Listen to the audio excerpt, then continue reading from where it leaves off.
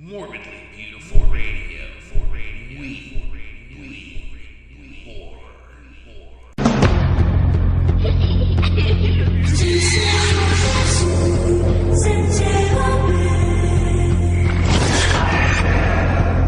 Did you hear the one about the man who can't be destroyed? He was buried alive. What more can you do to a human being? This is inhuman. He's gotta be crushed just under the weight of that much dirt. He was set on fire. What the hell is going on? Come on! Move down! The cat's on fire! They carried him away.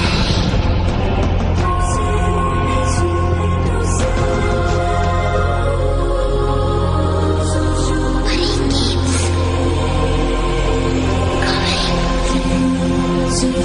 back. Don't be afraid.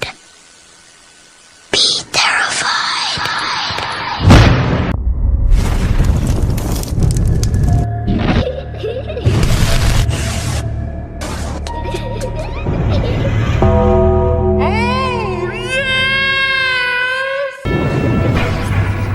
As I lay me down to sleep, I pray my soul is mine to keep. My soul and never step outside this bed, never into all the evil. Now back from the dead. Are you scared? Be here.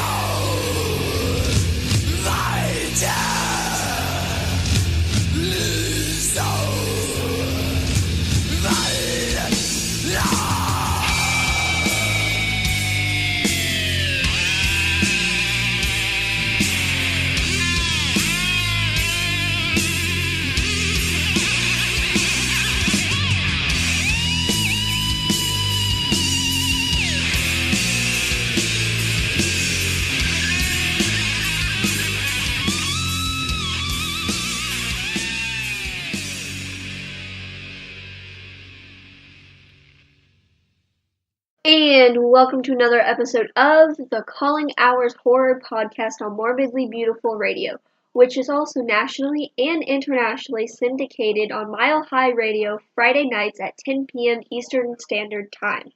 And now, your host, the head undertaker, the dead man Michael Jones of MorbidlyBeautiful.com, Coughing Cuties Magazine, and Digital Dead Magazine. And once again, thank you to Dead Girl 13 for such a rousing introduction to the show.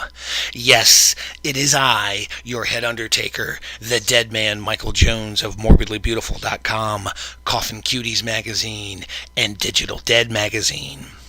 What's going on, world? We're going to have a fantastic episode this evening as I have finally gotten one of the guests that I have wanted to have on the show for quite some time. That's right, tonight I will have the editor-in-chief of MorbidlyBeautiful.com. That's right, the angry princess Stephanie Malone, and she will be joined by a close friend of mine, Rob Gaddy, and they are my guests this evening to discuss politics in horror. Now, this interview will certainly touch upon the current political climate, including Trump and Clinton, things that went on during the election, but we will be primarily focusing on older horror films.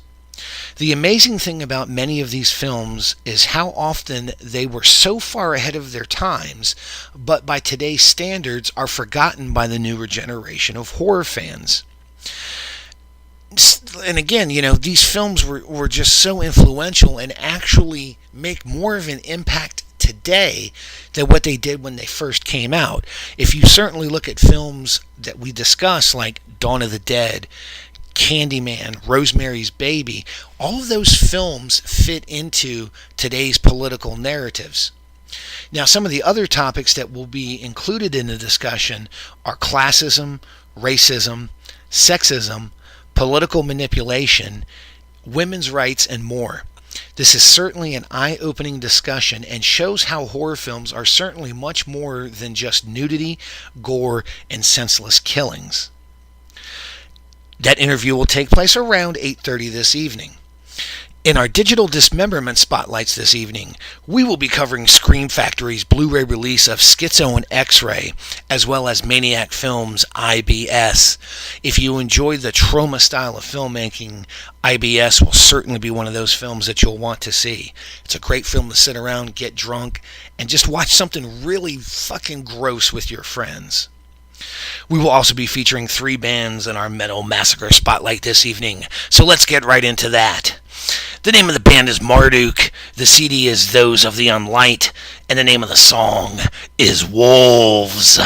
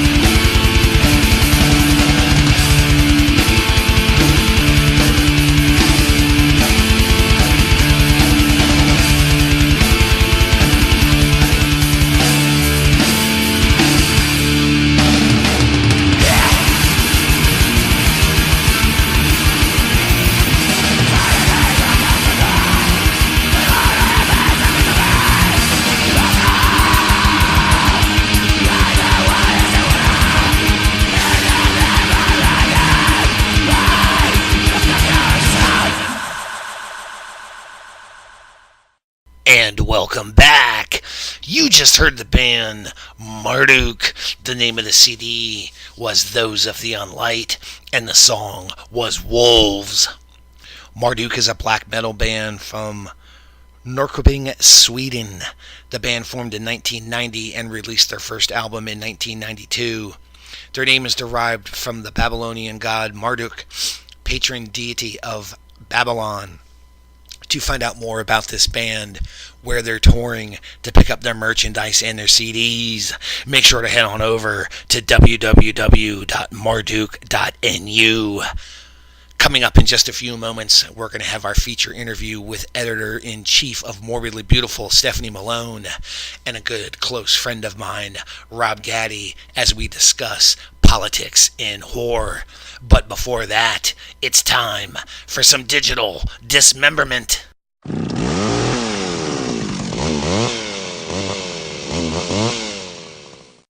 And in our first digital dismemberment spotlight for the evening, we are covering Maniac Films' release of IBS.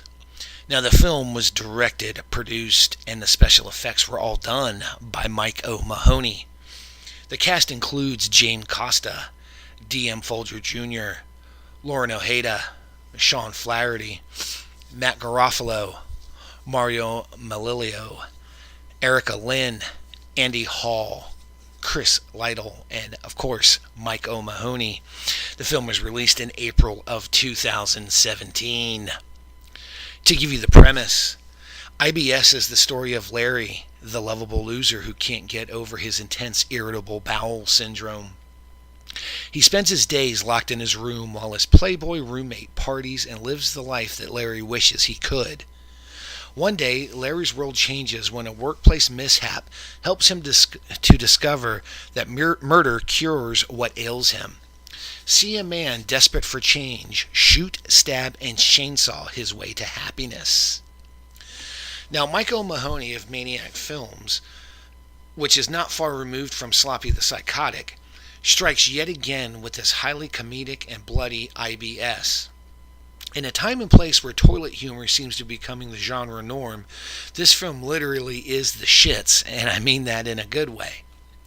Mike seems to be able to find the right combinations of actors and actresses willing to be covered in gore and excrement, all while being able to keep the humor and the tone of the film at acceptable levels of grossness.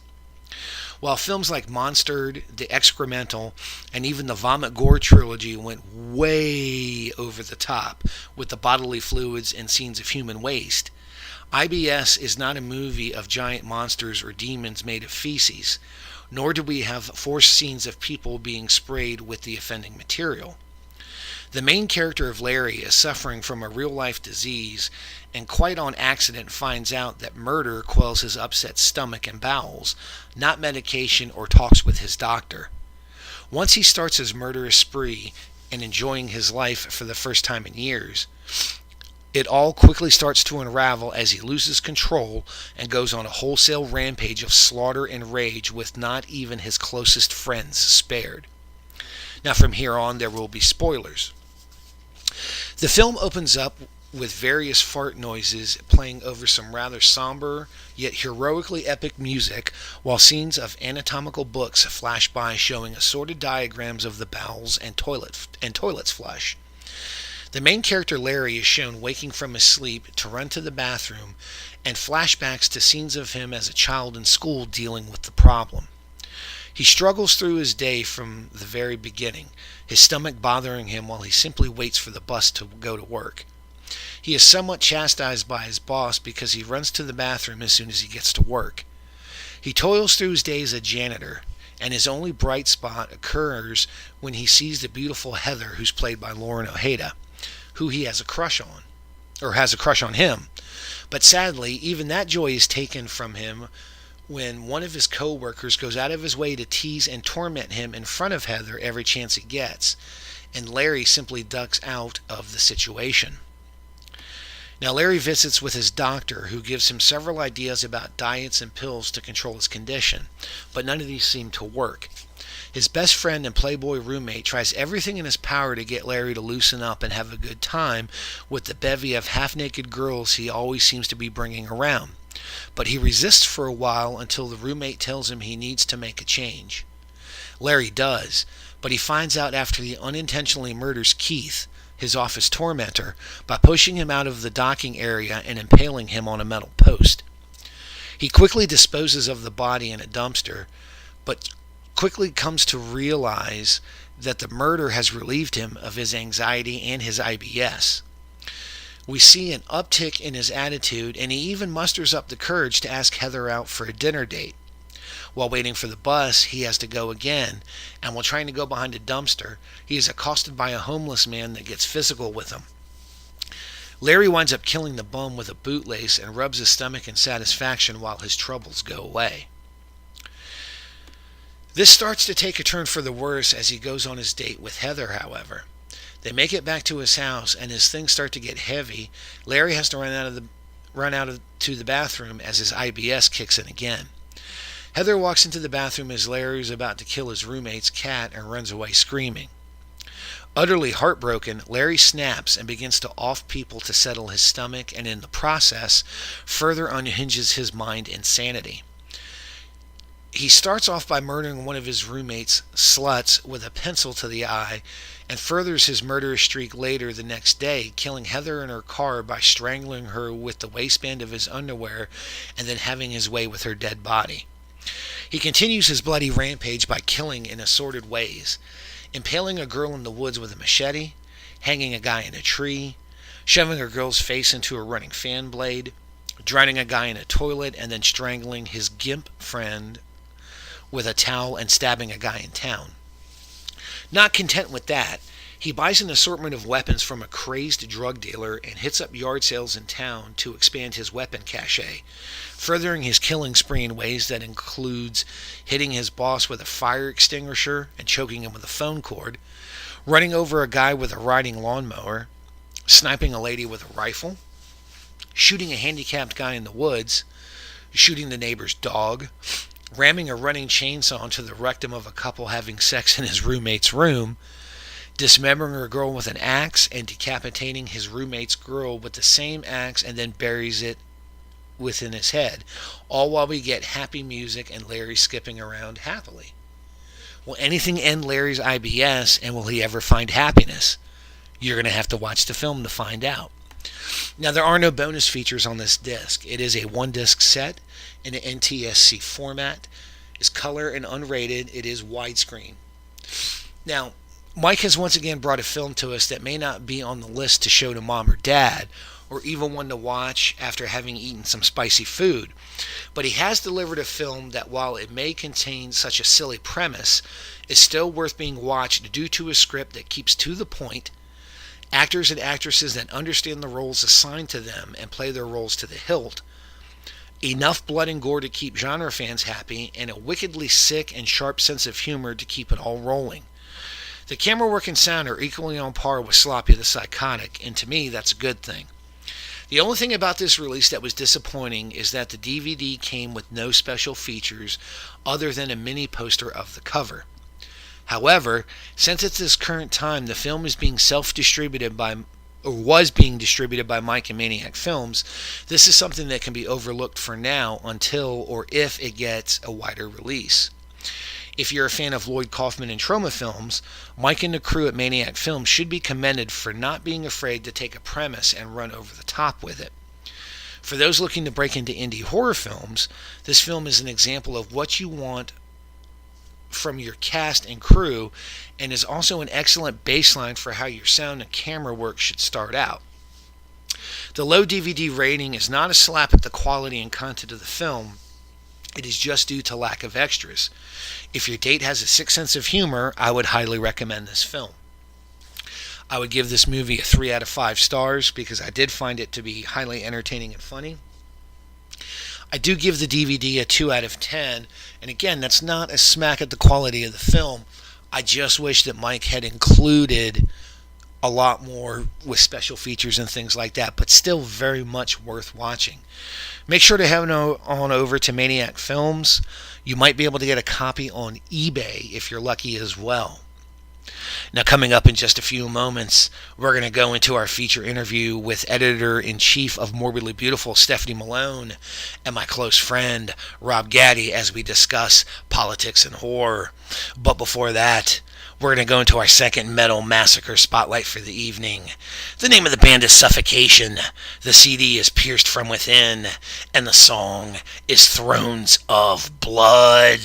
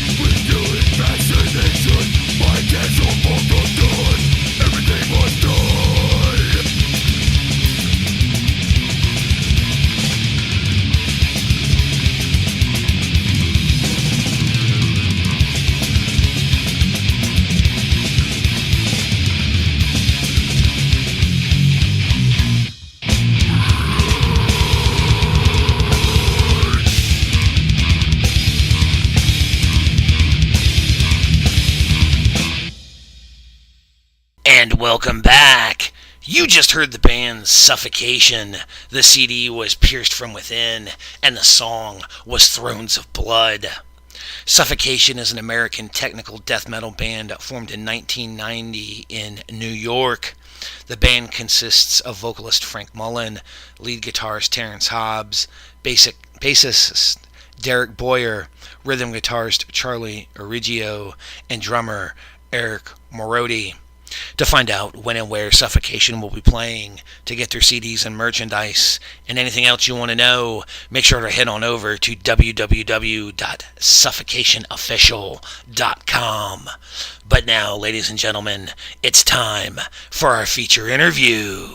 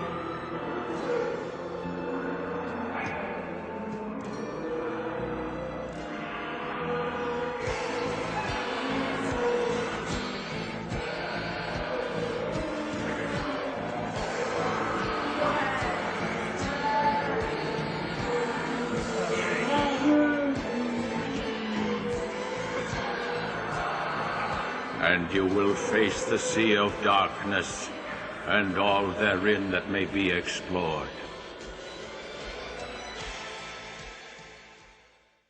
And welcome to our feature interview this evening. And tonight, I think I've picked a pretty interesting topic. And the topic will be politics in horror films. And it'll kind of be a general discussion, but we'll also kind of focus on, current events and things like that and how they relate to the genre. Now, joining me this evening, I finally have the great honor of having the owner and the editor-in-chief of morbidlybeautiful.com, and of course, that is Stephanie Malone. Stephanie, say hello to everybody. Hello, everyone. And also joining us this evening from the great state of North Carolina is a good friend of mine that I spend a lot of recreational time with, and someone that I've always had great discussion with, and that gentleman is Rob Gaddy. Rob, welcome to the show.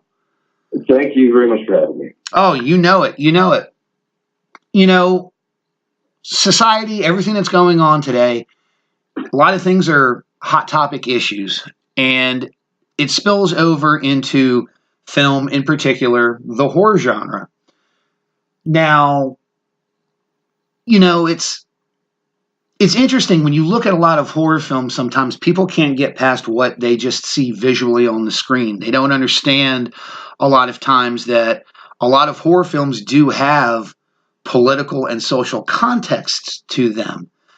Stephanie, for you, when you look at the horror genre and how sometimes subtly and not subtly politics are brought in, how do you feel like it's been portrayed over the years, and do you think it's becoming more prevalent in films today? Yeah, and this is one of my favorite topics, as you know.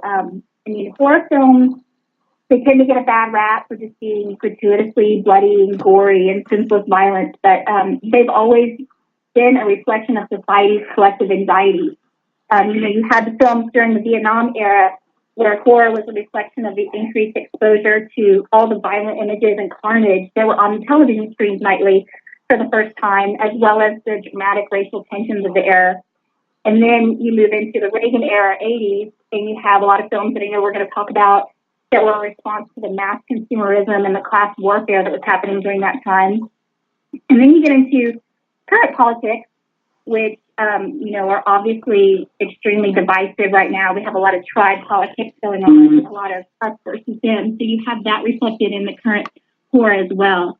And it's interesting because you find often that during the times of the greatest political turmoil, get some of the best and most influential and important horror films that we have today.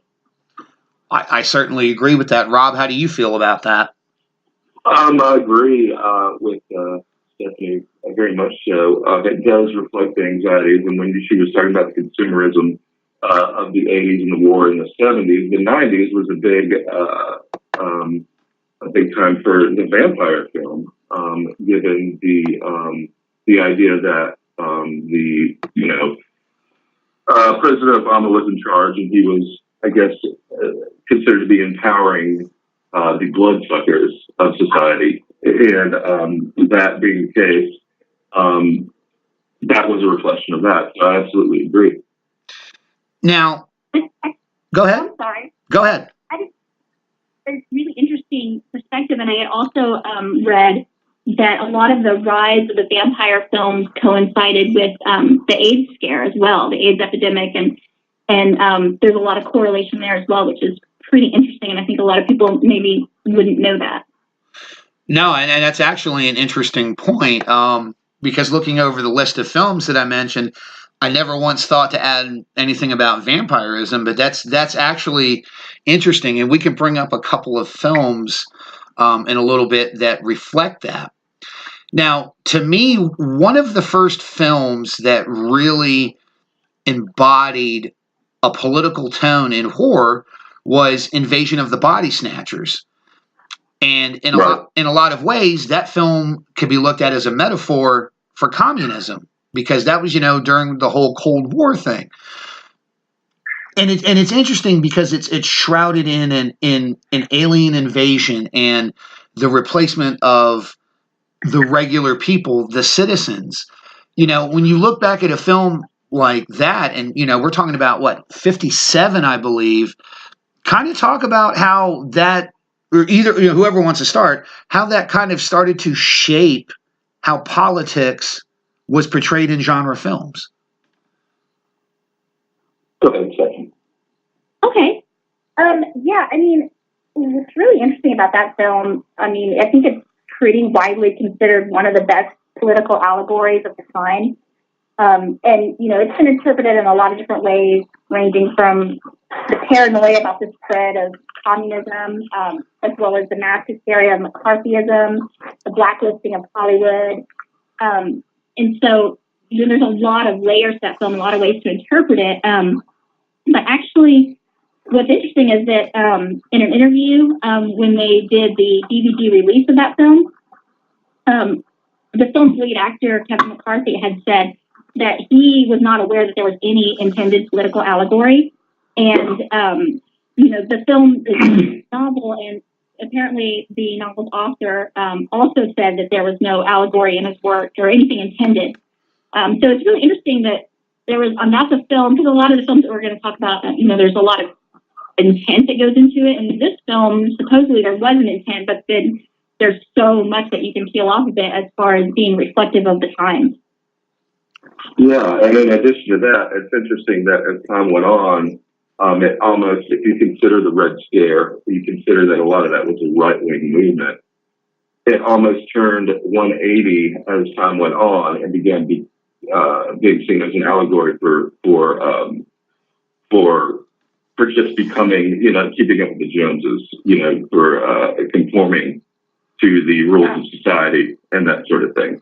And so it is true. It paints with a broad brush, so you can actually apply two completely different things to that. But I think it's very interesting that he said there was no intention. Now, another film on my list, and it seems like it's very relevant today. And I'm speaking of Rosemary's Baby, and a lot of the articles that I read about it, basically it's the tale of female suppression in 20th century America. Rosemary has no control over becoming or wanting to be pregnant. It's kind of forced upon her. She has no resources other than her husband. In the time period that the film was made, the idea of hysteria and things like that were thought to be mental instabilities. You know, Rob, we'll start with you on this one. Considering that this is, still a big political talking point to these days, women's rights, protective rights, rights over their body, and things like that.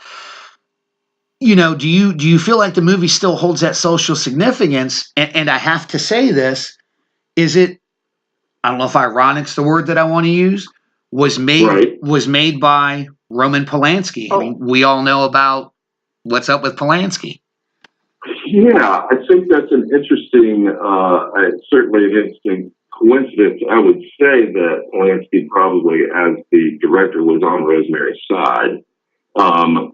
So I'm not sure if the two, it is a very interesting coincidence, but I'm not sure if I see where, he was actively enjoying her abuse. But I will say also that was the beginning of the stronger voices in the women's liberation movement coming out. And that's another way that, back to the main theme, that was a burgeoning anxiety in society. And that was a very, very stark sort of examination of that. And the things that women feared were happening to them were being portrayed in that situation. Stephanie? Yeah, I absolutely love this film. And it's actually, at the time, it's a really pretty subversive film about women's health and feminism. And, a pretty strong stance on feminism and a woman's right to bodily autonomy. And I have the same note as you, the irony of it, being hailed as one of the greatest works of Polanski, who had the issues that he had, creating this kind of like icon of feminism in this film. But, when it was released, it came out pretty much right after the pill became widely available. Right. Sparked today, and it was a few years right before Roe versus Wade as well. So it was definitely, during this time, this was a extremely hot topic, as I guess it continues to be today. Now, just as an interesting side point, considering how much this is a topic of discussion today, are either one of you surprised that this is a movie that we're not seeing a big budget remake of? Well, I mean, I'm surprised there's not a big budget remake of most any movie at this point. But I think it would be harder to sell today, in the sense that I guess it's fortunate that a woman would not be as believably in that situation, unless you're talking about, now one way we could do it is to put a woman who's economically oppressed or, something that way. That's one way they can do it. But I think, luckily, it's a less believable scenario right now than it was, 50 years ago. Stephanie? Yeah, I mean, I think that makes a lot of sense. Obviously, totally different political climate, although it seems like somewhat the more things change, the more they stay the same. But, Sure. We were talking about, recently Darren Lebowski's new film, which I haven't seen yet, but one of our writers did a review of it, and it's St. Agatha. And it is about, it is set in the 50s, and it's about young girls when they became pregnant out of wedlock. That was, incredibly frowned upon and shunned. They were often shunned in society, so they would go to these convents to have a baby where they could be safe and protected, and kind of go away in secret. And in this film, these girls go to this convent that's run by evil nuns, and they suffer all kinds of abuse. And Darren was he was inspired to make the film because of the current political climate and because of all the sort of renewed discussions about women's health and right to bodily autonomy. That actually inspired him to do that film. So obviously not a remake of Rosemary's Baby, but kind of closely aligned with that same sentiment and subtext. Yeah, and Sure, yeah. I agree with both of your points on that, and it's like you said, like both of you said, it's kind of funny how it's still, you come full circle to now, and it's still that much of an issue almost 40 years later. 40 years later. Yeah. Yeah, absolutely. Now, a film that that I really feel like drives home a political or a social standpoint was George Romero's Dawn of the Dead. And I think this movie still definitely applies to this day.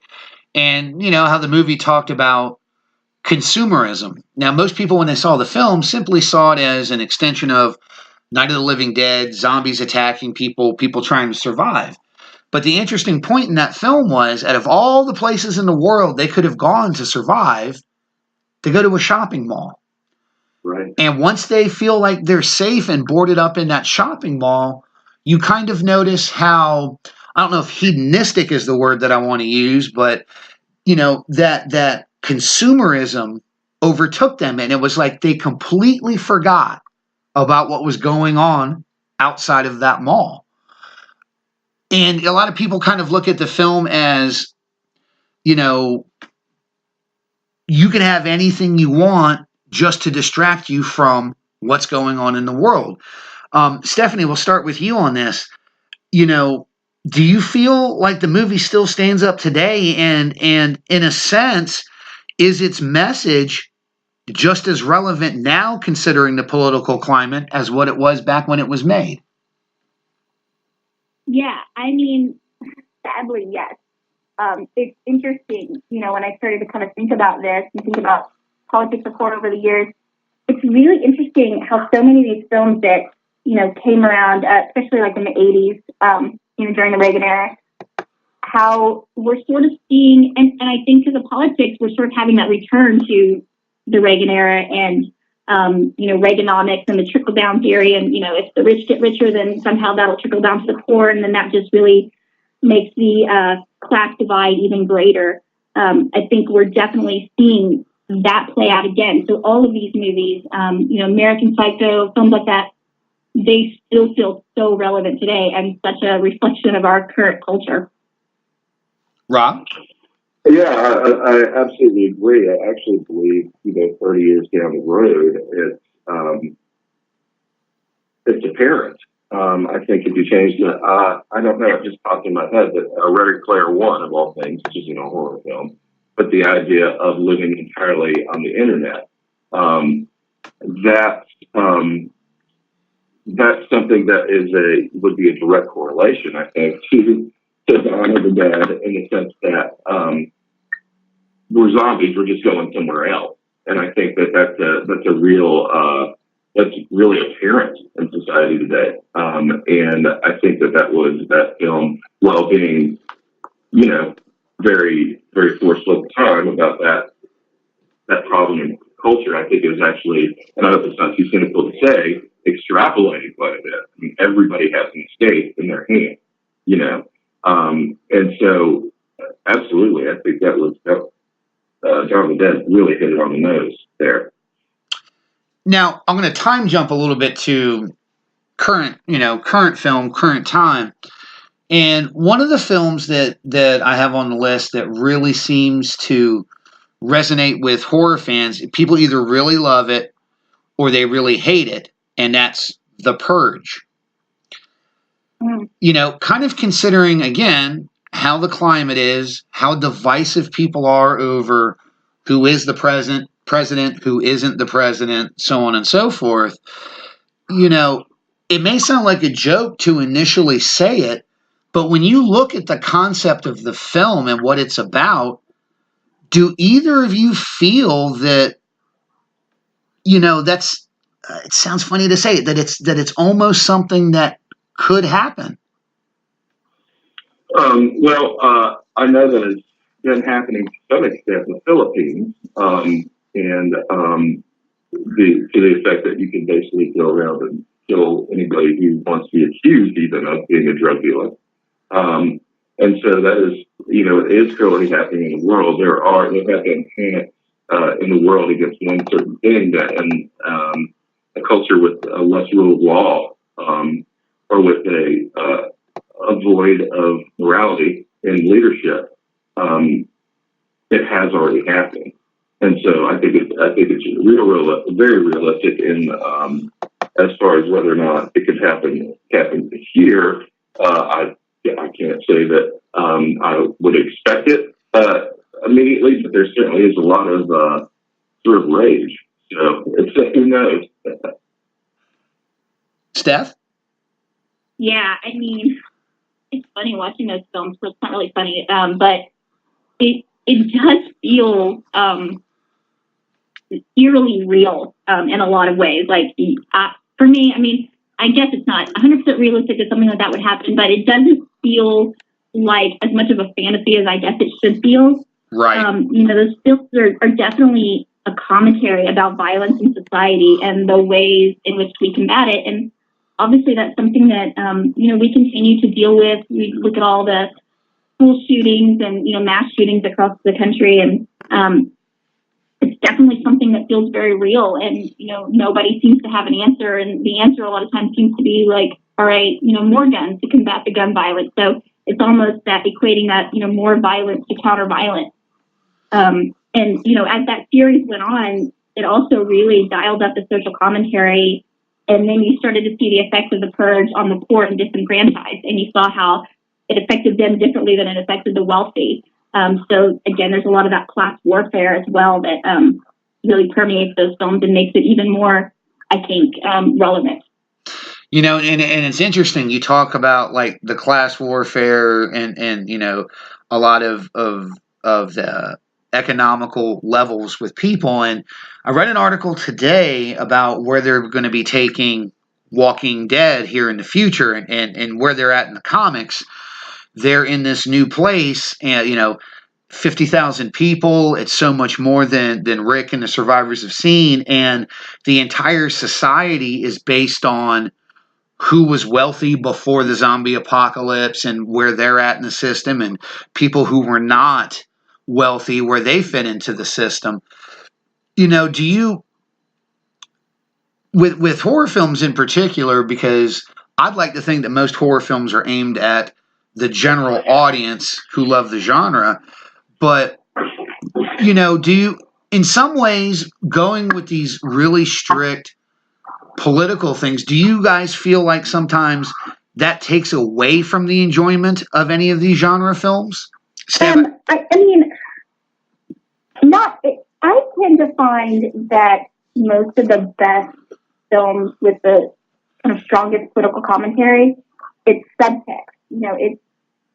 It's allegory. So it's not something that really necessarily hits you over the head unless you really think about it and know what you're looking for and really understand the context of the film within the time. A great horror film, first and foremost, is a great horror film, and it's about the story and about how it makes you feel. And I think it's great because it taps into those real human emotions and the real fears that we all face. And it's a way to kind of work through those fears and deal with them.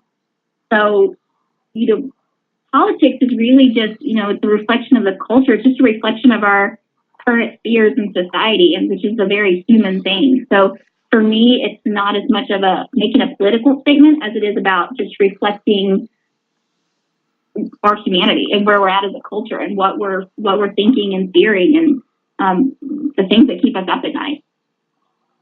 Yeah, I absolutely agree. And the thing about any genre, even especially horror, it's possible to make something too overtly political and absolutely ruin the movie. But you can also have very good movies about political issues. But I think in horror really does, like Stephanie said, rely on allegory a lot. And I think if they can keep it subtle or at least interesting, I don't think it will take away from it, because I'd rather have a film that's saying something. If most of the time, I would rather have some depth to it.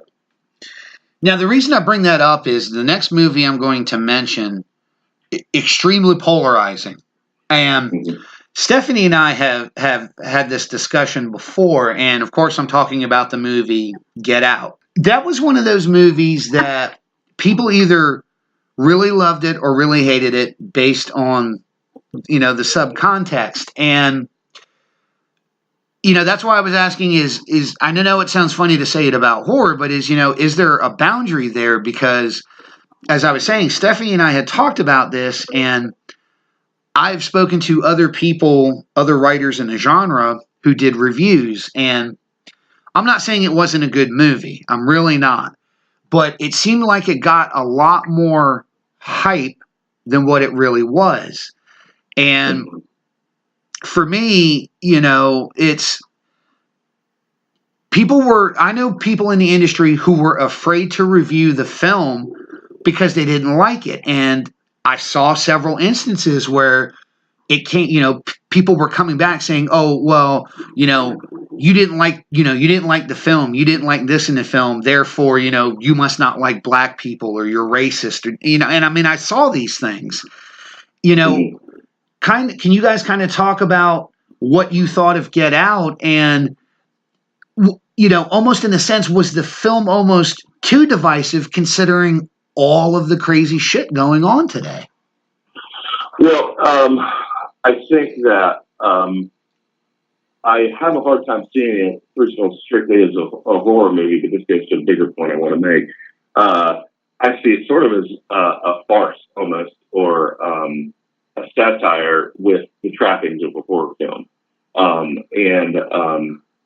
I think it's important to notice that I enjoyed the film. I didn't think it was the best film I've ever seen. I didn't also think, I thought it was really, really entertaining. However, I think that some of the horror in the film applies to people who are not having this conversation right now. Like, the three of us do not have the same experience in America and dealing with white folks as an African American would have. Right. And I imagine there's some level of horror involved. There's a visceral reaction to some of that we could be as considerate and as empathetic as we want to be. We just won't connect with us on the same level because we do not have that experience. And so I will claim ignorance in that regard as far as where the horror in it lies. I get some of the ideas behind it. I think as far as the tangential critical backlash and the social backlash on that, it's a big deal when a black filmmaker writes about an ostensibly African-American subject and it's so successful. And because it's so rare right now. And I think that with the way that people are so excited about that, and so happy that there's this level of progression, that when someone says, well, wait a minute, it maybe wasn't that good, there is going to be a big backlash. And some people are going to be extreme about it. Some people are going to say, someone who's genuinely not being racist about just didn't really like the movie, they're going to possibly get painted with that brush because it is such a larger social movement happening with the success of that film. Now, Stephanie, I mean, same question, but again, looking at it from the eyes of, an editor of the website, did you catch any of that going on with reviews? And, do you feel like that, in a sense, that the movie was really one of those hot topic type of films? Yeah, I mean, to answer your first question when you started, I tend to not believe that there is such a thing as too divisive. I tend to think that the fact that it upsets people means it's probably doing its job. Right. Agreed. We talked about, because there's a reason I think, and I think that we already, talked about this, and your response was so great, but, I think the reason that people get so excited about this film is because horror nothing really exists in a vacuum. It matters like when the film is made and what's happening in the world when the film is made. And you have to look at it in the context of that. And that's what sort of elevates that film beyond just being like a really entertaining, good horror, or at least horror adjacent film, into something that means something and that has something to say and that matters. And, whether or not that message resonates with you or not, it's totally fair if it doesn't resonate with you. It's not going to resonate with everyone. And because it is such a hot button issue and so divisive, there is going to be a segment of the population that's not going to want to go anywhere near it, that's not going to get anything out of it. They're not going to get it. They're going to think it's overhyped.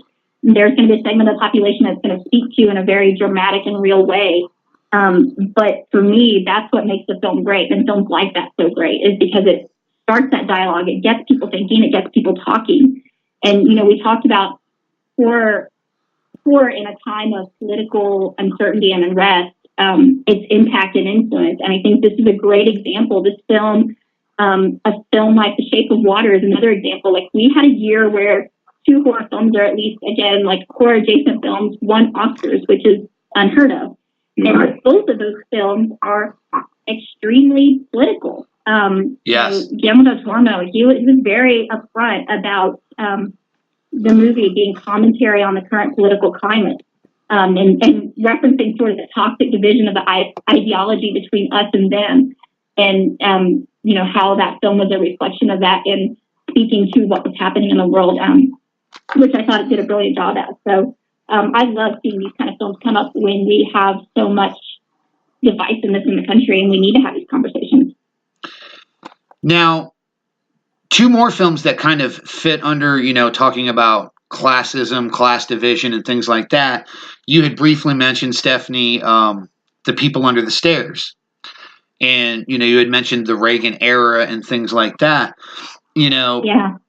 To me, that's always been one of my favorite films, and not necessarily from, the racial standpoint or anything, but I mean, when you go back and you look at it now, you can very clearly see, that's what it was. And,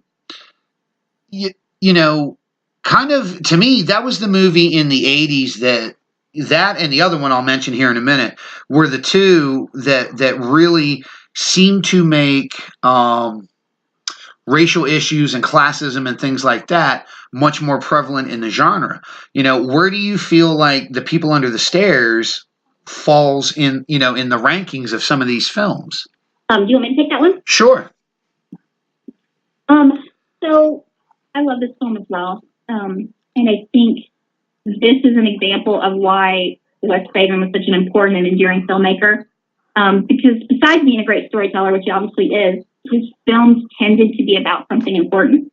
And he was actually a professor before he was a filmmaker, so that probably explains why a lot of his films tend to reflect these deeper social issues. And, People Under the Stairs, another great example of a film that really sort of depicts capitalism as this monstrous evil force, and it is a force that oppresses the starving and the abused underclass. And it really reflects the elite as being greedy, immoral, and also inherently evil. So, that combined with the class warfare that's prevalent throughout, it's definitely a really important film that's much deeper than it seems on the surface. Now, Rob, how did it come across to you? Yeah, I totally agree, and I also think that it's one of his most sort of savage films. I mean, it's almost petty in its hatred of particularly the Reagans, like the father and mother, or was it dad and mom? I can't. Well, they were technically brother and sister, but right, but they called each other, I guess, father and mother. Yes. And mother was the nickname that Ronald Reagan had for Nancy. So there's that, and I like it.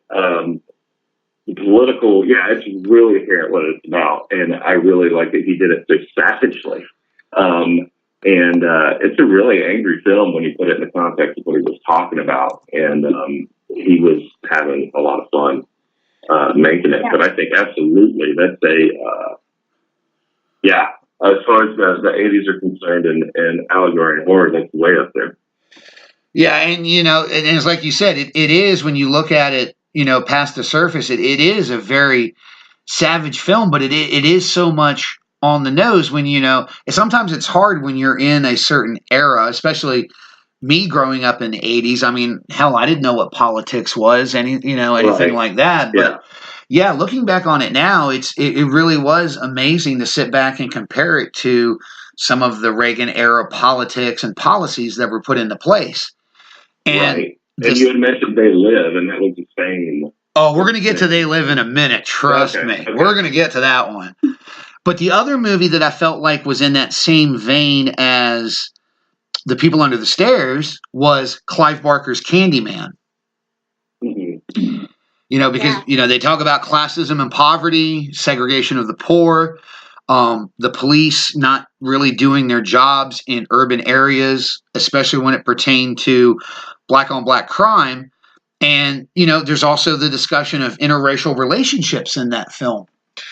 But to me, in a lot of ways, it's a film that's criminally underlooked when you talk about its political aspects. Especially because we see it on the news, we hear so much about, black on black crime in Chicago, the shootings and things like that.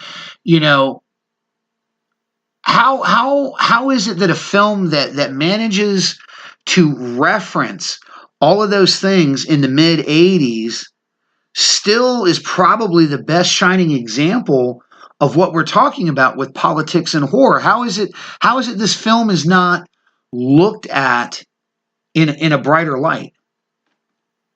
Well, I mean, it's possible it's a little too scary, because if you look into really, there's a lot of complicated stuff going on in that.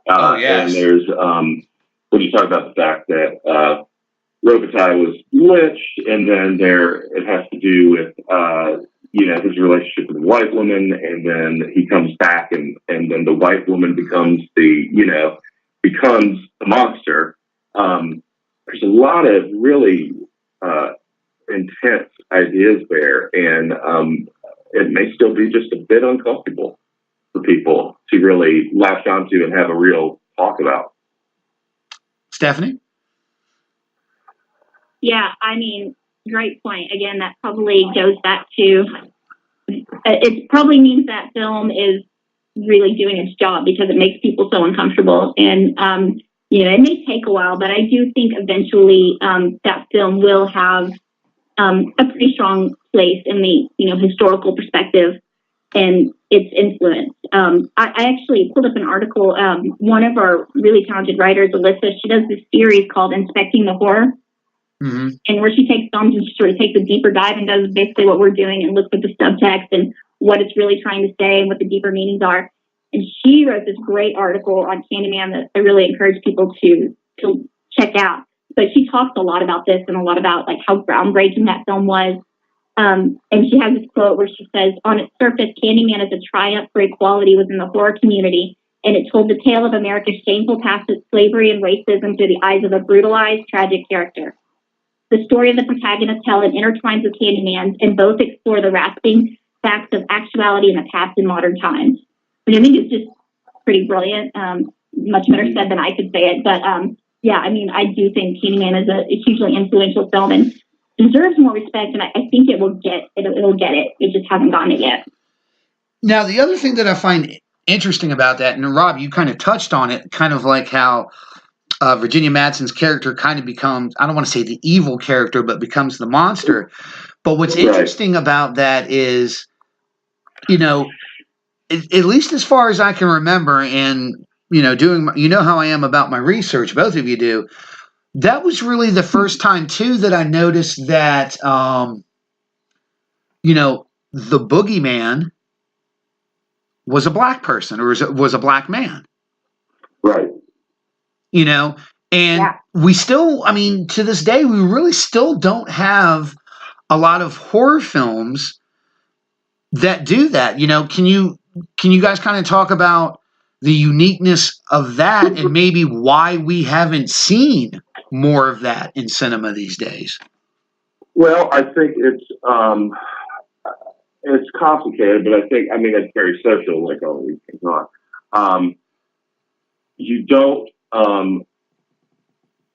You do not want to put without the very, very sort of pointed and deep backstory of the character. If you just have a black boogeyman, that goes back to like the 60s and 70s representation of every criminal being black in film and television and that sort of thing. So there's a level of sensitivity that you have to have about that. Sure. And I think that but also, unfortunately, it's the rare filmmaker who is really willing to tackle that with any grace. And so you can't just throw it up there. You have to actually be really thoughtful about it. And another thing is, you just can't throw an African American or dark skinned character out and be like, that's the boogeyman. There's no reason for it. This is just a bad guy. You're just begging for problems at that point. Stephanie? I mean, I honestly can't say it any better than that. And we've had these conversations. It's like you have the ideal of, okay, in a perfect world, everything would be equal and we would be sort of past all this, our dark history and past racial tensions. And, it wouldn't matter. You could have a black boogeyman, you can have a white boogeyman, women, men, it doesn't matter. You can have violence against women, violence against men. It's all sort of equal. That's not the reality that we live in. And whenever we talked about it with Get Out, whenever you release a film that's even remotely controversial that sort of touches on these topics, it's a big deal and it upsets a lot of people and it causes a lot of dialogue, which I think is a good thing, but it also reinforces the fact that, we aren't quite as far as we like to think we are. Sometimes we still have a long way to go. And we've come a long way, but made a lot of progress, but we still have a really long way to go. And, actually when Candyman came out, it was pretty controversial. And when they had, the idea of the black villain, a lot of people did think that was going to be a really dangerous thing and would kind of brew thoughts of racism. And they handled it really well. They did a great job with it. But it's definitely something that still causes concerns because we still live in a very fractured society. Right, and just back to the point of you have to have some thoughtfulness about it. You have authors who do it all the time.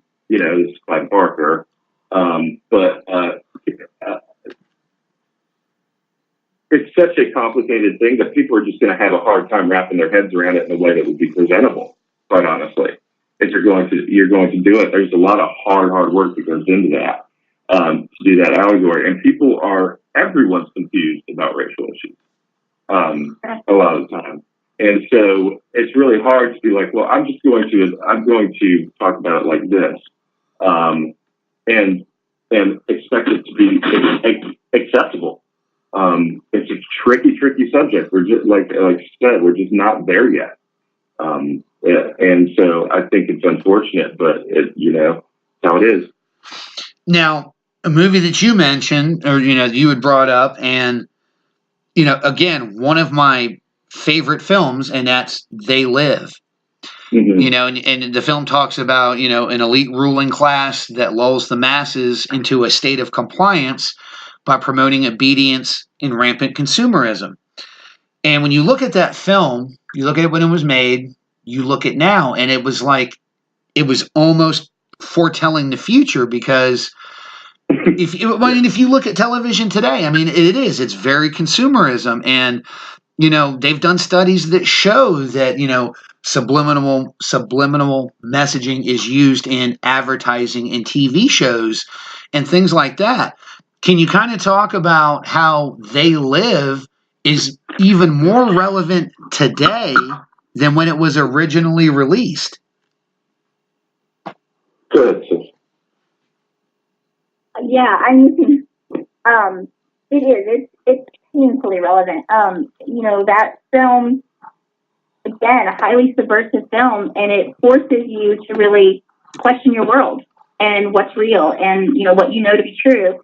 And I think we are absolutely feeling the effects of that in modern times when we talk about things like fake news and we, look at tribal politics and we look at, the information, the overwhelming amount of information that we're bombarded with, the 24/7 news cycle.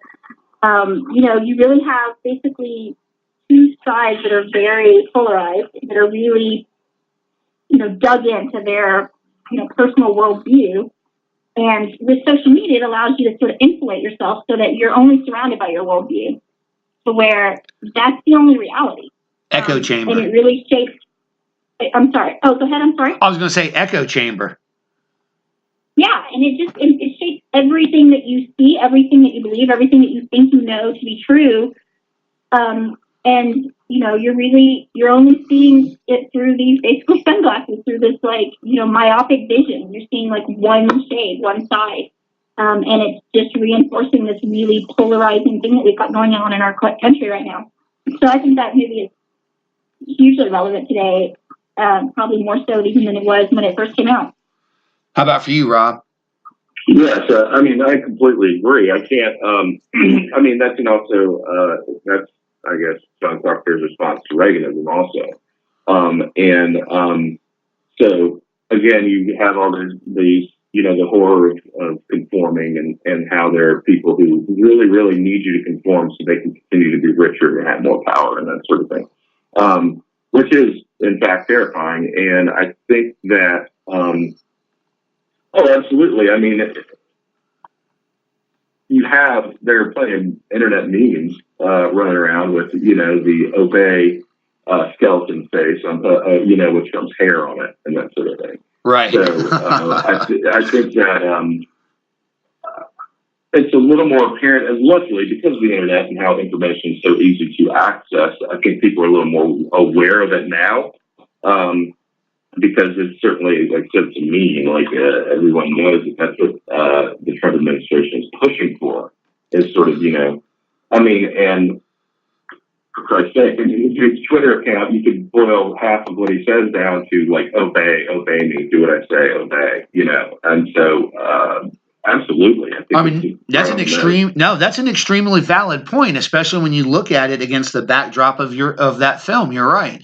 A lot of what he does is almost like that. It's, listen to me or this is going to happen. You will conform it. And I get that. I can definitely see. And the people who don't are dangerous or stupid or un-American or whatever. Right. Now, one of the films on my list, and I think the minute I say the title, people are going to go, huh? But Saw 6.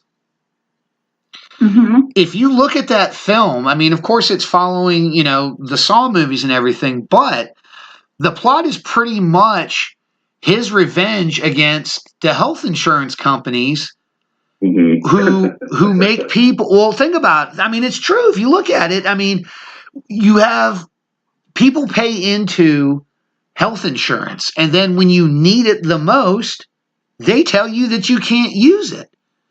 And I kind of liked how Jigsaw put these people, these executives, in a position to where their life is no longer in their hands.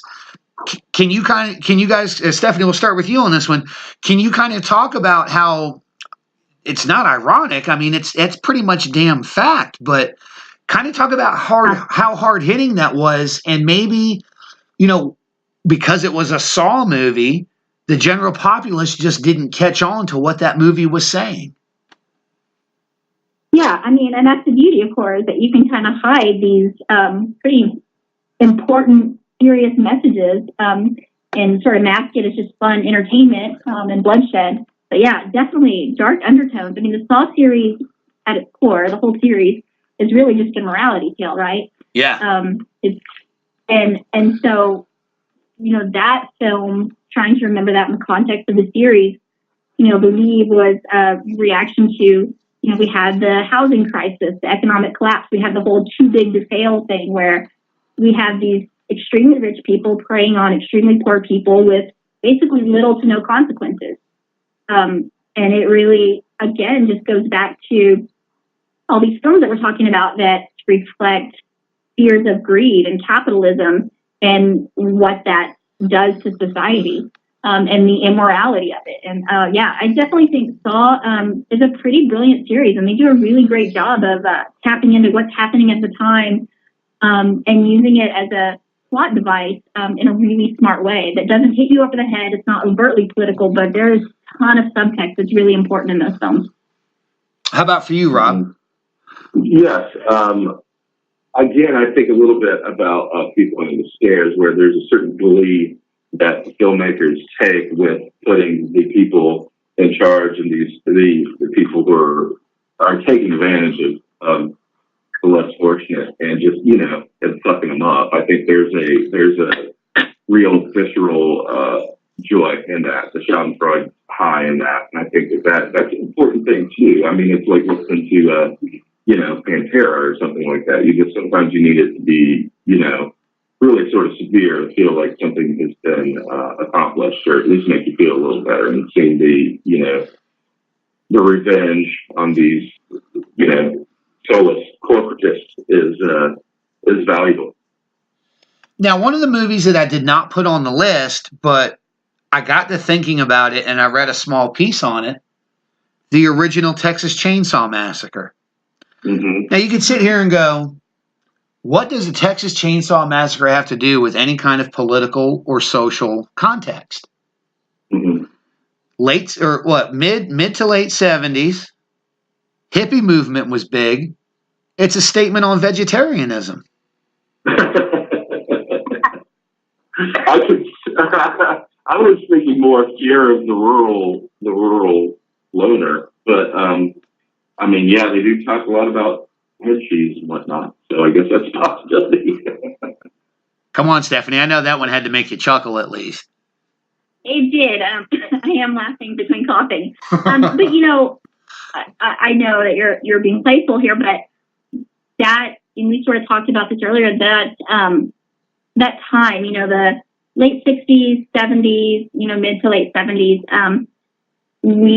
that was a time where horror films really entered this cycle of sort of unparalleled carnage that nobody had ever seen before. And that was a reaction to the Vietnam era and to these horrific images that people were seeing on their television screens nightly. And I had read something somewhere where they talked about like the things that people were seeing on their TV screens as news, if it would have been in the movie theater at the time, would have gone an X rating because it was just too horrific, too violent. And that irony sort of changed the landscape of horror, where, it was the horror in real life was way more horrific than anything that you could show on the movie screen. So it really opened up movies to adding a whole lot more of these violent, visceral imagery on the screen as, a way to kind of cope with what was happening in the real world. And it was also at a time when we sort of moved away from the lonely monsters of earlier decades, and we had more of that human on human violence. And again, like, that's a reaction to the public's like daily exposure to graphic violent pictures, whether it was the napalm victims or the street riots and the police brutality. The movies were basically borrowing from what was happening in real life at the time. And Texas Chainsaw Massacre definitely fits into that. Now, another film that I really feel like, started tackling big corporations, because you're right. If you think about when we were all growing up, it was always, trust in the government, trust in big business, trust in this, trust in that. And that's the stuff. It definitely spoke on the level of, you look at that mid 80s time, that's when the health food craze, really started to take off. That's when distrust of big corporations came into play, and again, that's one of those movies. Back then, it may not have had as much impact, but now that movie rings more true than it ever has. It's interesting that you say that, because I believe the corporate part of that is obviously there. And I think that I really read it more almost as also just a sort of, even though it wasn't really Hollywood necessarily, just a take on, cocaine and drugs, which is fairly obvious. Right. But when you transpose that to today, and you talk about the opium crisis, and the all the overdoses and things like that, and then you look at the real people who are behind the flooding of opiates around the country, it is the corporation. So I think it's actually more, you can make more of a direct correlation today to that movie than maybe even originally when it came out. Certainly. Stephanie, how about for you? Yeah, wow. I mean, I hadn't even thought of it like that. That's a really brilliant perspective, honestly. Because, the movie is definitely, a satire about consumerism. And, we think about the health crazes and addiction and all of that, and how it sort of, people crave something that isn't good for them because it feels good, and it just sort of harkens back to that we talked a lot about, that hedonistic culture, that culture of mass consumerism, that culture of like, give it to me now, I want it now, I want more. I don't care about the future consequences. I want to live in the moment. And, obviously we deal with a lot of that now, even with things like, I'm just going to get real political, but, things like environmentalism and thinking about, what the future is going to inherit, what kind of planets are going to inherit. And then the other side of people just, focusing on the greed and focusing on living in the moment and making the most money possible and, reaping the benefits of today and not really worrying about the future. That movie is such a campy, fun, silly movie, but it's pretty deep when you really think about it. Now, the last movie I'll go by name on before we because we're getting close to the end, and I want to touch on one other subject politically, but the last one I'm going to talk about is American Psycho. And, of course, takes place in the 80s. Christian Bale plays, you really don't know if he's the character or if he is, he stole someone's life, things like that. But it talks about, being a rich white man in the 80s and basically being able to do whatever the hell you want and getting away with it. And it also talks about, how beauty, sex, and art were kind of placed ahead of, just general feelings or humanity towards other people. Stephanie, we'll start with you on this one. Do you feel like that movie still rings very true today? Yeah, again, sadly, I wish it didn't. But yeah, it's another movie that is just as relevant, if not more so today. And it's interesting, actually, because, in the novel, Trump is actually name-checked quite a bit throughout. He is, yeah. But it's hero, this, yuppie hero. And he's, this entrepreneur that's the symbol of both, the highest and lowest product of that culture. It's just look at what you can achieve in this great capitalistic society, but also, look at what you become and look at what the byproduct is. I've heard people say that Patrick Bateman would actually be thrilled to have Trump in the office, in the Oval Office. That would be such a, great thing, such a validation. So, I think that it's extremely relevant and meaningful today in this society. Rob? Well, yeah, I agree. And also, a big part of the controversy, and this is going in a slightly different direction, but is around that book initially and then the film also, was the treatment of women and the objectification of women, and how that cultural standpoint, that captain of industry, get all you can, included women, and that was a big, big part of it. And I think, unfortunately, that's also still a part of success in this country. If you look at our president, for instance, his collection of wives and other associates, I think that still remains an issue. Now, obviously, the misogyny was intentionally overdone in both cases, but I think that it still makes the point that with power that these men have, they generally use it to take advantage of women as well. And I do, we haven't really talked about it that much, but that is also a big social statement about what's going on right now. Well, and that's what we'll get into. This will kind of be the last talking point, so you guys definitely feel free to say as much as you want on this, because I think this is the important point overall. Politics, social issues, they all play a big part in the genre.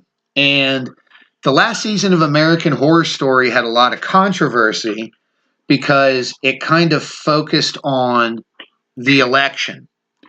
Now, with the election being such the polarizing event that it was, in a lot of ways, that season kind of hurt the series.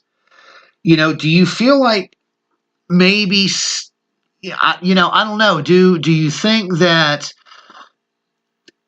going too far, as Stephanie said, is not something that, she usually believes in, but do you kind of feel like they pushed the boundary a little bit further than what people were expecting or hoping for? I haven't seen it, so I don't want to. I mean, I can follow along with what you're saying. I haven't seen it, so I don't know exactly how they handled it. But I'm starting to watch it. And I did watch it. And I would say that I don't know that I would say, oh, because it went too far. I think it really goes back to what you brought up earlier with the overtly political nature of it. So, it's not as much in that, show. It's much more in your face. It's much more direct. It's over the top. It's pretty much like Trump and Hillary laid out, 100% kind of what happened and what both sides were feeling and the reaction of the American public and the aftermath of that. So I think, in that you lose that really super smart allegory that we talked about and the way that, you focus on the horror first and then the political stuff is subtext that just enriches a great story. So I think that's why a lot of people were turned off by that season. I don't even think it's as much. It's obviously going to be polarizing and divisive just because of the nature of the topic. But I think because it was so overtly political and so in your face with it, that turned off a lot of people. Where I think is if it had been done where it was much more metaphorical, it would have perhaps been more effective and better received, in my opinion. Yes, and there's something to be said about saturation. I know that people sometimes overtly political right now in everything, everywhere, all the time. And so I think there's a certain level of burnout that comes with that. And I know just in my own personal life, I've had to escape some of my own echo chambers, as well as if it's not factual, do I really need to pay attention to it right now?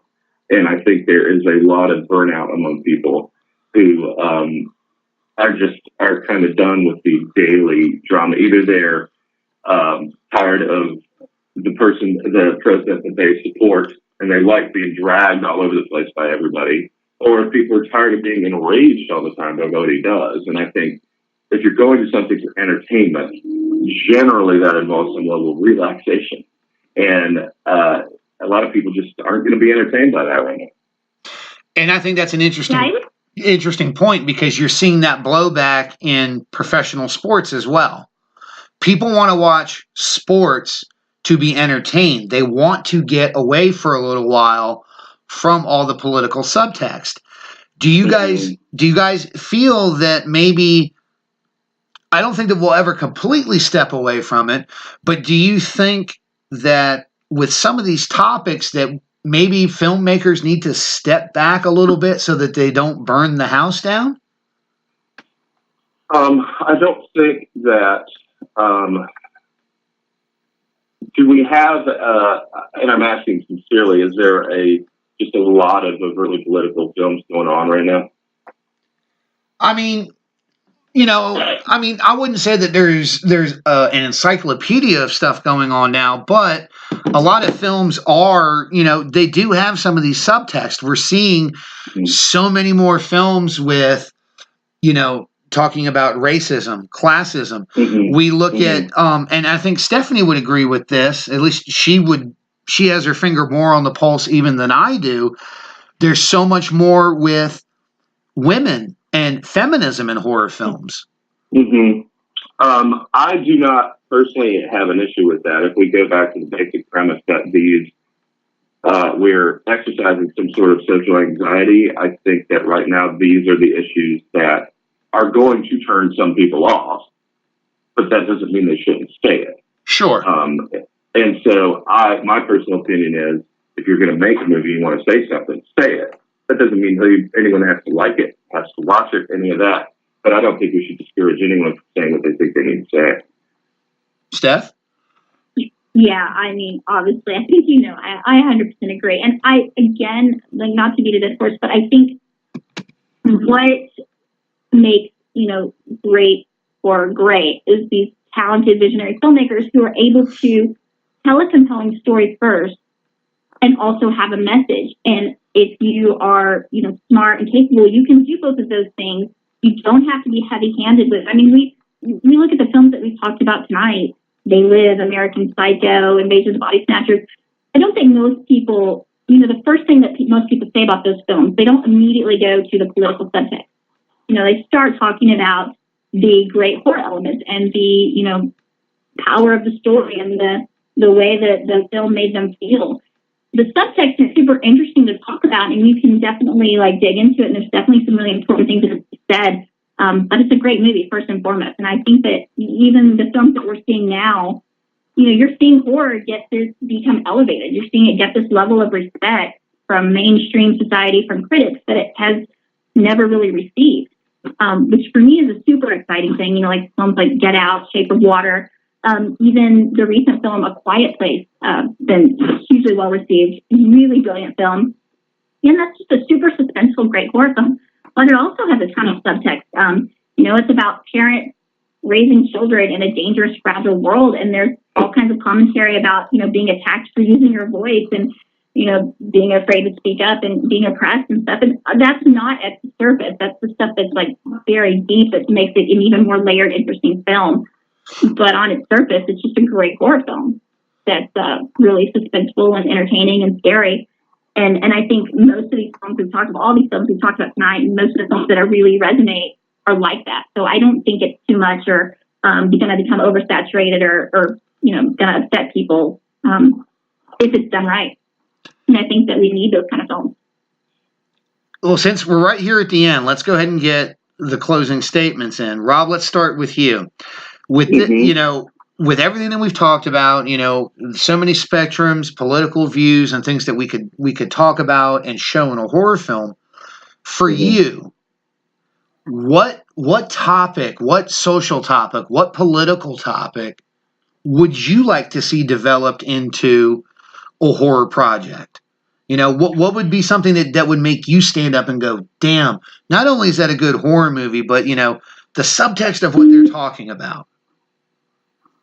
I think it's hard to think of something, and there's nothing new under the sun. I know there are certain social issues that I care a lot about. I care a lot about homelessness, and I care a lot about poverty. I think that these things have been addressed a bit in things like the Purge, and certainly People Under the Stairs. But I think that we can continue to more movies about that sort of thing, but bring out to light the horrors of of how we live in such a wealthy country and how we are letting so many people. No, that's actually a very fascinating point. Stephanie, how about for you? Oh, wow. That's such a good question. There's so much, right now, the world we live in, there's so many issues. There's a resurgence of so many on, women's rights, which is obviously really important to me, and, racial issues and class warfare and all this divisiveness. I personally think the more that we can be talking about this, the better. It's interesting. I think even something like Get Out, we look at how for so long, I think so many of us are in this illusion of we're in a post-racial society and Obama's president and everything's so much better, and look at how progressive we are. And then there's this backlash against all that progressiveness and all that change, and people now want to go back 30, 40 years and go back to a totally different era and time because of the fear of change. And again, we're capitalizing on people's fears, and so there's this half the society is afraid of where we're at now, and half the society is afraid of where we were going. And it's that constant conflict. I'm also super interested in films, and there's a lot of this now, so it's not really new, but, films that are looking at the social media age and privacy issues and what we give up to be so quote unquote connected, and how, the recent issues with Facebook and privacy violations and, people really sort of looking at how easily accessible their whole lives are online now, how vulnerable that makes us, and also how sort of the more connected we are, the less connected we are in a really weird way. Yes. I think films that are exploring that right now are super interesting and obviously tapping into something very real and a real cultural shift. So I'm really interested in that direction as well. Now, for me, and this is just because, of, personal things that happened in my life. And, I've had discussions with both of you privately off the air about them, over the times that we've known each other. I've always thought that it would be interesting to explore the dynamic of what happens in divorce and child custody hearings.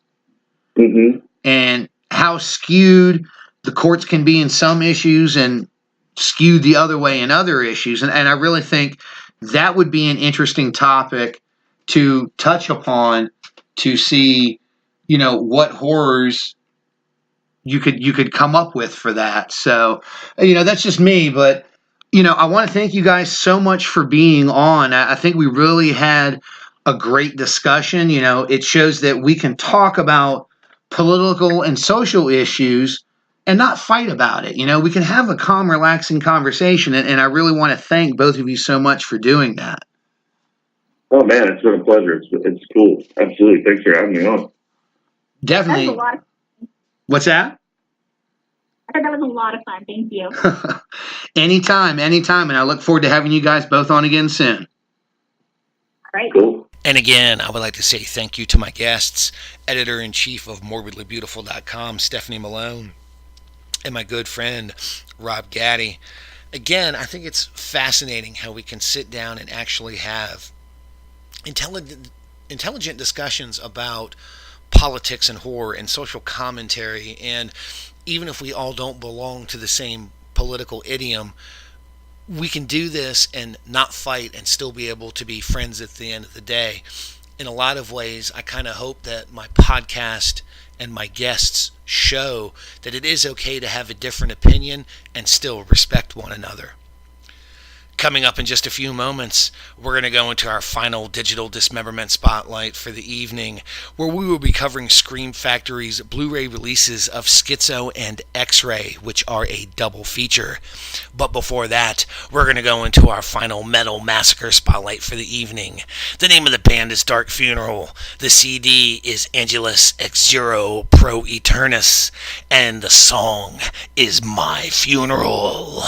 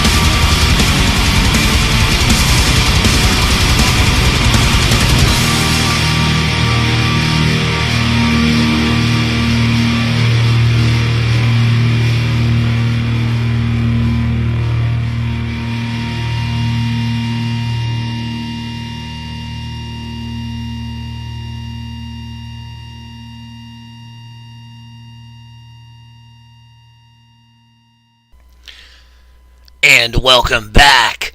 You just heard the band Dark Funeral. The CD was Angelus Exuro Pro Eternus, and the song was My Funeral. Dark Funeral is a Swedish black metal band from Stockholm, Sweden, founded by guitarists Black Moon and Lord Ahriman in 1993. They emerged during the second wave of black metal. To find out more about this band, find out where they're touring, their merchandise, CDs, and more, head on over to www.darkfuneral.se. But now, ladies and gentlemen, it's time for our final digital dismemberment.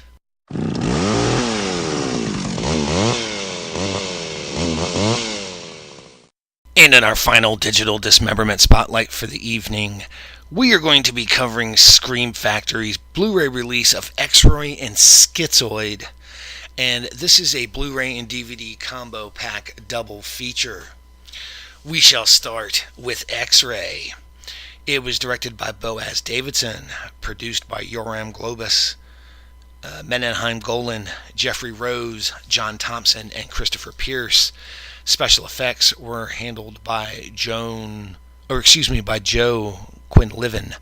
The cast includes Barbie Benton, Charles Lucia, John Van Ness, John Warner Williams, Den Surlees, Bill Origio, and Don Greneau. It was released by Scream Factory in 2013. The premise of this film: this movie will scare the life out of you. Susan Jeremy, played by Barbie Benton of Deathstalker, goes to a local hospital for a routine examination. Once inside, she discovers that someone doesn't want her to check out, unless it's in a body bag. A psychotic killer keeps her trapped inside the hospital, having fixed her x-rays to make it look like she has a terminal illness. Meanwhile, he brutally murders everyone she comes in contact with. Now, usually when Scream Factory releases a Blu-ray, I am at least aware of the film, but I have to admit that until this arrived, I had never heard of it. I was familiar with the name Barbie Benton, John Van Ness, and Elizabeth Hoy, but somehow this film fell through the cracks and left me wondering what I had missed. I was actually pleased with hospital locations and the almost claustrophobic atmosphere it presented. At times, it almost seemed as if it should be taking place in a mental hospital instead of a medical one, and the story starts to bog down a bit in the middle. However, some of the murders and gore scenes are very much on par with other films from this era. The film had several other titles, such as Hospital Massacre and Ward 13 in the U.S., X-Ray, Der erste Mordgeschäft am Valentinstag in West Germany. I'm sorry, my German is terrible. And simply X-Ray for its worldwide video release. As another interesting note, its pre-production title was Be My Valentine, or Else. Spoilers from here out. We open on a young girl and boy playing with a train set by themselves, alone in the house on Valentine's Day in 1961. Another young boy, Harold, peers in on a young Susan and her friend and then drops a Valentine on the doorstep and runs away. Susan and her friend laugh about the Valentine while Harold watches from the window as the other boy crumples it up and throws it to the floor. Susan goes to get them cake, and while in the kitchen, hear noises from the living room. Returning, she finds the young boy hanging from the coat rack and Harold leering from the window before running off. It is now 1980, and a grown-up Susan is heading to the hospital to pick up test results. She is surprised by her ex-husband and daughter, and she promises to pick her daughter up later in the day. She heads to the hospital with her new boyfriend Jack, and he stays in the car while she runs in for her results. The carnage starts almost immediately when Susan's doctor, Dr. Jacobs, is called up to the 9th floor and is brutally murdered with a pair of scissors by a maniac dressed as a surgeon. The maniac then switches Susan's medical records out to make it look like she has some kind of horrible disease. Susan is basically held against her will as she is subjected to tests, all while the staff of the hospital refuses to tell her what is wrong, and the other patients seemingly roam the hospital at will. More and more members of the hospital staff are knocked off by the deranged killer as we get a head submerged in a chemical bath, a brutal stabbing in a closet, and a nurse garroted with a stethoscope. Jack wakes up 2 hours later in the car and goes inside to find out what's going on.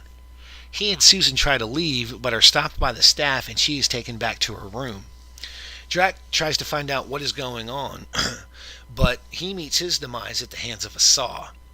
The killer continues to off more and more people, and we get such grisly deaths as a small hatchet buried in the back of someone's skull, a full needle of some substance pumped into someone's lungs, a saw through the back of the neck and out through the throat, and a burning and a high fall. Will Sarah escape the maniac before he kills everyone at the hospital, herself included? You're going to have to watch to find out. Now, there is one bonus feature for this called Bad Medicine. It's a runtime of 13 minutes. And it's an interview with director Boaz Davidson on how he got into film, met the producers, and went from being the writer to actually directing. I gave this particular film a 3 out of 5. Now, the second film on this two-film set is Schizoid, and that was directed by David Paulson, produced by Yoram Globus, Menahem Golan, Christopher Pierce, and Mark L. Rosen. Joe Quinlivian handled the effects again. And this film stars Claude Kinski, Donna Wilkes, Mariana Hill, Craig Wasson, Richard Hurd, Flo Lawrence, and Christopher Lloyd. And again, it was released by Shout Scream Factory in 2013. Now, the premise in this lurid shocker: a newspaper advice columnist starts receiving threats from a mysterious person.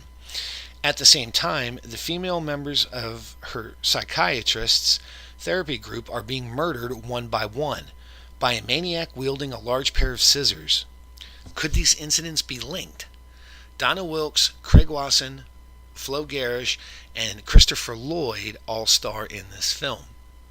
Now, this is the second half of the double feature, and it's a film I barely remember from my childhood, but the memories came flooding back soon after the incredibly talented Claude Kinski hit the screen. It still takes me a while to get used to seeing him in something other than his Nosferatu makeup, but in this film, his professional attire and unprofessional demeanor almost make him as much as a sympathetic monster as his tragic vampire character was. His almost manic performance as therapist Pieter Fails makes you wonder if maybe his character should be the one in therapy instead of the group, and you almost feel uncomfortable watching scenes with him and his daughter. I loved seeing the late 70s, early 80s style of decoration, and the film made great use of its limited locations. The murder sequences seem a little light for the time period, and the use of several red herrings in the film seem a bit overdone. However, Kinski's control of the screen and seeing Donna Wilkes and Christopher Lloyd in roles not typical of themselves makes the film worth seeing as a curiosity piece at worst and a minor gem at best. So, spoilers from here on out. We hear the sounds of a typewriter as the film starts, and then we see Julie typing away for her advice column. The next day, we see Julie and a group of women in a hot tub celebrating one of their friends leaving the therapy group. The whole time they are talking, they are having their pictures taken by someone hidden in the trees. One of the women is riding her bike home and is followed by the mysterious person. The killer runs her off of a dirt road and chases her into an empty house and garage, trapping her and killing her with a large pair of scissors. Later, we see a letter being pieced together from bits of magazine and newspaper clippings. Julie, not knowing what happened to her friend, heads to work, and as she is checking her mail, she receives a handmade letter from someone claiming to want to kill her. Upset by the letter, she shares it with her soon-to-be ex-husband, who also works at the newspaper with her. He dismisses the letter as a prank. Now, later in the day, Julie heads to her therapy group.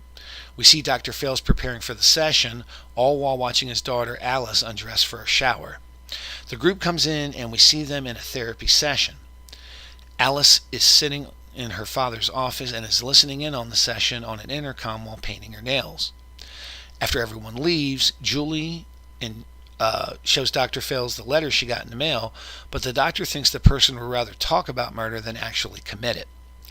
After trying to make small talk, Julie and the doctor share a kiss and are walked in on by his housekeeper. Julie leaves, and when she arrives at home and checks her mail, she sees that she has received another letter.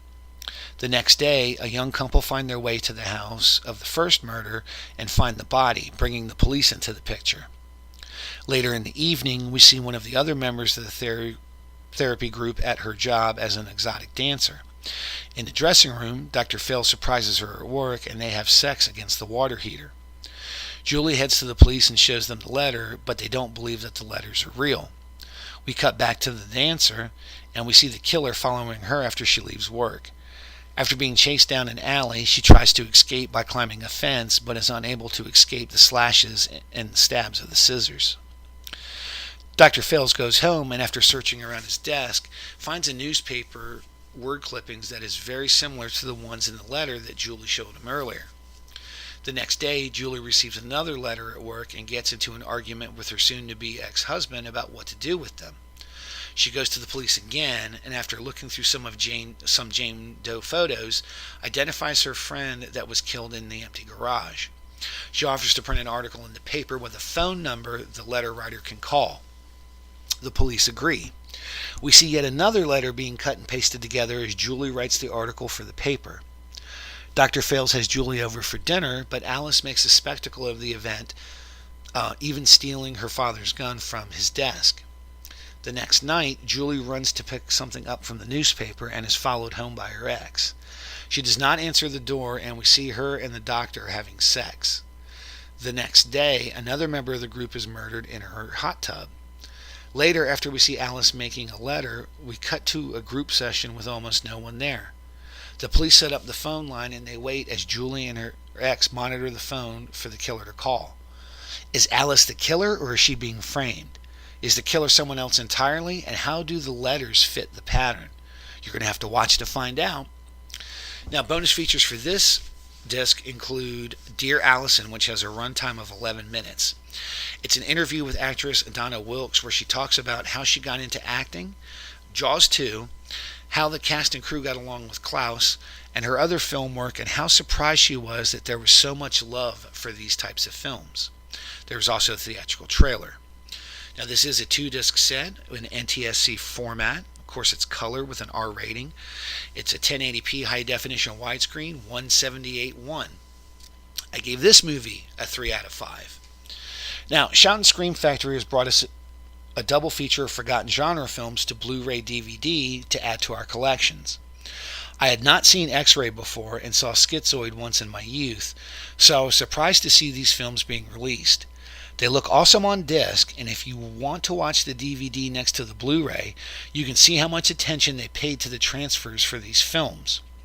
While my only complaint would be the lack of special features, it is really hard to fault Shout Factory for this, because while I was doing my research, the best I could come up with was alternate titles. I would love to know if there is a theatrical trailer for X-Ray out there somewhere, or one for the alternate title of Hospital Massacre. The interviews with Boaz Davidson and Donna Wilkes are nice additions to the discs, however, and it does not leave you with a bare-bones release. Shout Scream Factory once again shows why they are the standard bearer for Blu-ray horror releases, not only for the beautiful transfers, but for bringing back 2 forgotten films to the masses.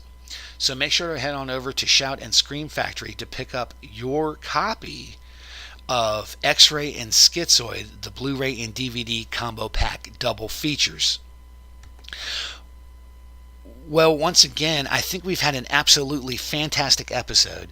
I want to say thank you again to the editor-in-chief of Morbidly Beautiful, Stephanie Malone, and to my friend Rob Gaddy for coming on to talk politics in horror. I really feel like we had a fascinating discussion. I would like to say thank you to Maniac Films for sending us our copy of IBS for review, and of course thank you to Shout and Scream Factory for sending us our copies of X-Ray and Schizoid for review. I also want to say thank you to the 3 bands we highlighted in our Metal Massacre Spotlights this evening. Those bands included Marduk, Suffocation, and Dark Funeral. Make sure to tune in on Friday nights at Mile on milehighradio.com, as the Calling Hours Horror Podcast is syndicated not only in the U.S., but also worldwide. So make sure to check that out. And until next week, ladies and gentlemen, this is your host, the dead man Michael Jones of MorbidlyBeautiful.com, Coughing Cuties magazine, and Digital Dead magazine, telling you all to rest in peace.